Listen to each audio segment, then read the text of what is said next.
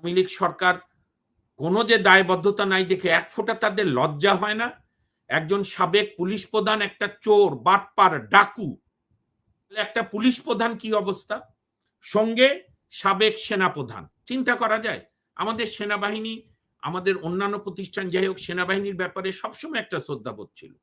একটা সেনাপ্রধান হতে পারে অনেক সময় রাজনৈতিক ভাবে তারা অংশগ্রহণ করেছে, জনগণ সেজন্য হয়তো আন্দোলনও করেছে, কিন্তু কোন সেনাপ্রধানের বিরুদ্ধে এরকম দুর্নীতি, ওই যে একটা হিন্দি জনপ্রিয় ছবি আছে গ্যাংস অফ ওয়াসিপুর, সেরকম গ্যাংস অফ মোহাম্মদপুর, তার 3 ভাই 4 ভাই খুনি, রাষ্ট্রপতির ক্ষমা নিয়ে বিদেশিদের যারা এতদিন যে সরকার প্রোটেকশন দিয়েছে, যাদেরকে ফুলে ফেপে বড় হতে সাহায্য করেছে এবং যার বিনিময়ে তারাও আনডিউ সুযোগ নিয়েছে, তারা কোন চুল কেটে কোথায় কবে পালাবে সেটা বাংলাদেশের মানুষ দেখার অপেক্ষায় আছে।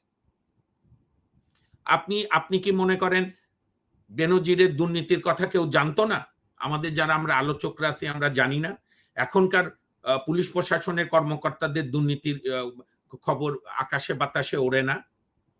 আপনি চিন্তা করেন কোন পর্যায়ে আছেন যে ডেইলি স্টারের মতো একটা এত বড় পত্রিকা, আওয়ামী লীগের এককালের নেতা জনাব আবুল মনসুর আহমেদ সাহেবের সুপুত্র মাহফুজ আনাম সাহেব প্রকাশ্যে বলেছে, আমি বেনজিরের দুর্নীতির খবর তথ্য সহ আমার কাছে ছিল, আমি ছাপাতে সাহস পাইনি।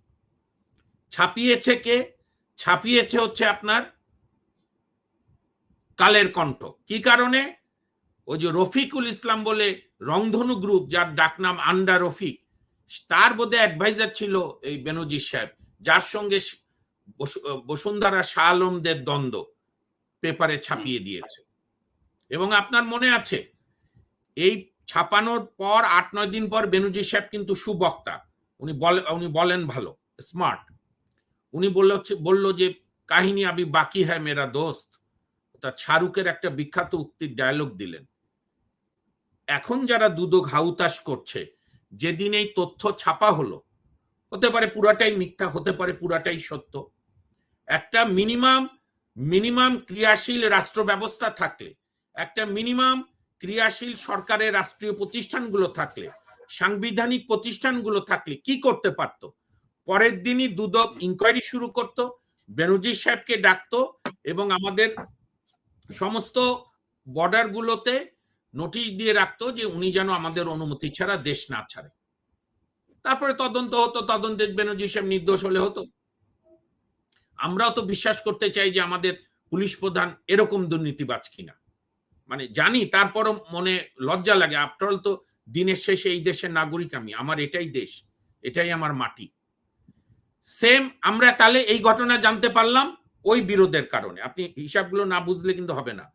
অর্থাৎ আন্ডা রফিক আর বসুন্ধরার ভূমিদস্যুদের দ্বন্দ্বের কারণে। জেনারেল আজিজেরটা কখন জানা গেল? ডোনাল্ড লু এখানে ভবিষ্যৎ সম্পর্কে নিয়ে আলোচনা করলো, ওবায়দুল কাদের আনন্দে উদ্বলিত হয়ে কি করবে এখন বিএনপি, সব ঠিক হয়ে গেছে, আমেরিকাও আমাদের সঙ্গে, তার প্লেন বোধে ওয়াশিংটনে স্পর্শ করেনি, আপনার নিষেধাজ্ঞা আসলো, আবার আজিজ সাহেবের দুর্নীতি বের হলো। আপনি দেখেন এই যে মতিউর এনবিআর এর মেম্বার সাহেব, তার ছেলে ছাগল কিনলো 16 লাখ দিয়ে, গরু কিনলো। সোশ্যাল মিডিয়া প্রচন্ড অ্যাক্টিভ থাকে, কারণ আপনি তো জানেন, এটা অস্বীকার করার কোনো সুযোগ নেই কারো, বাংলাদেশে কোনো স্বাধীন তো দূরের কথা, মিনিমাম নিউজ প্রচার করার কোনো মিডিয়া নাই। So called mainstream media হচ্ছে সব আওয়ামী লীগ, বিটিভির চোখ খারাপ, যে কারণে আপনাদের মতো অনলাইনের প্রোগ্রামগুলো এত জনপ্রিয়, এত লোক দেখে। তারাও বের করতে পারেনি। ফেসবুকে, সামাজিক যোগাযোগ মাধ্যম সব বিভিন্ন মাধ্যমে রিপোর্টের পরে এখন মতিউর পালিয়ে গেছে। আপনি যেটা বলছেন আপনার না, এটা সব তথ্য আমি আজকে বাংলাদেশের অনেকগুলো মিডিয়া তো স্ক্রলে দেখলাম। তারা ধরাছোঁয়ার বাইরে এই কারণে, কারণ এই দুর্নীতি শুধু এরা একা করে না, এইটা একটা। মামুন ভাই, এখানে একটু আমি আর একটু আপনার সাথে ইনফরমেশন দিই যে মতিউর রহমানের দেশ থেকে নিষেধাজ্ঞা কিন্তু দেওয়া হয়েছিল দুর্নীতি দমন কমিশন থেকে। যখন তারা আবেদন জানিয়েছে তখন কোর্ট থেকে নিষেধাজ্ঞা দেওয়া হয়েছে মতিউর রহমান তার প্রথম স্ত্রী এবং ছেলে যেন দেশ ত্যাগ করতে না পারে। এমন নিষেধাজ্ঞা দেওয়ার পরেও মতিউর রহমানের দেশ ছেড়ে চলে যাওয়াটা, এটাকে আপনি কিভাবে দেখছেন যে এর পেছনে আসলে কি এগুলো তামাশা, কে বা কারা জড়িত? না না, এগুলো তামাশা, এগুলো মকারি। আপনি স্থলবন্দর দিয়ে যাক আর যে বন্দর দিয়ে যাক, এদের হাত অনেক লম্বা। আর দুর্নীতি দমন কমিশন তো দেশের দুর্নীতি দমনের কাজে নিয়োজিত নয়। আপনি শুনেন, দুর্নীতি দমন কমিশনে নিয়োজিত হচ্ছে সরকার যাদেরকে পছন্দ করে না, বা যে সমস্ত রাজনৈতিক ব্যক্তিত্ব, সামাজিক ব্যক্তিত্বরা সরকারের পক্ষে কথা বলে না বা সরকারের পতনের বিষয়ে আন্দোলন করে, তাদেরকে কিভাবে হয়রানি করা যায় সেইটার জন্য দুর্নীতি দমন কমিশনের দায়িত্ব। আপনাকে আমি একটা উদাহরণ দিই, মনির ভাইও শোনেন, পীরজাদা ভাইও শোনেন। দুদক একটা স্বাধীন সংস্থা। আমি দুদকে একসময় আইনজীবী ছিলাম, প্যানেল আইনজীবী। ওখানে কোনো প্রধান আইনজীবী বলে নাই, সবাই প্যানেল আইনজীবী। এই যে বর্তমান আইনমন্ত্রী আনিসুল হক প্যানেল আইনজীবী ছিল, এখন খোরশেদ আলম খান সহ অনেকেই আছে। দুদকের নিজস্ব প্রসিকিউশন ইউনিট আছে, আপনার স্পেশাল সিনিয়র স্পেশাল জাজ কোর্টে, হাইকোর্টে তাদের, আপিল বিভাগ, হাইকোর্টে প্যানেল লয়ার আছে। আপনি আমাকে বুঝান তো, দুদকের মামলায় কেন দুদক আর অ্যাটর্নি জেনারেল অফিস একসঙ্গে মামলা করবে? দুদকের মামলায় তো গভর্নমেন্টের কোনো অংশগ্রহণই থাকবে না, কারণ গভর্নমেন্টের বিরুদ্ধে তো দুর্নীতির অভিযোগ বহু জায়গায় আছে। গভর্নমেন্ট মানে আমি বলছি গভর্নমেন্ট অফিসার, মন্ত্রী সবার বিরুদ্ধে। কাজে এখানে আমি তো বললাম, আপনি এই সমস্ত প্রশ্ন অবান্তর।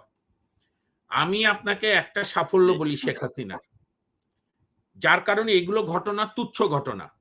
এদের যারা বসরা, কারণ দুর্নীতি নিচু লেভেল থেকে হয় না, শুধু এনবিআর এর মেম্বার থেকে হয় না, আরো উপর থেকে হয়, তাদের প্রশ্রয় এটা হয়। আপনাকে আমি বলি, এই সরকারের যদি একটা বড় সাফল্য দেখেন এই সরকার প্রধানের, তাহলে হচ্ছে এর আগে বাংলাদেশে কেউ কোনোদিন রাষ্ট্রের সমস্ত সাংবিধানিক প্রতিষ্ঠানগুলোকে দলবাজে পরিণত করে, দলীয় ক্যাডার দিয়ে সাংবিধানিক প্রতিষ্ঠানগুলোকে দলীয় ক্যাডারে পরিণত করে দলীয় মাসলম্যানের ভূমিকা অবতীর্ণ করাতে শেখ হাসিনা সমর্থ হয়েছেন।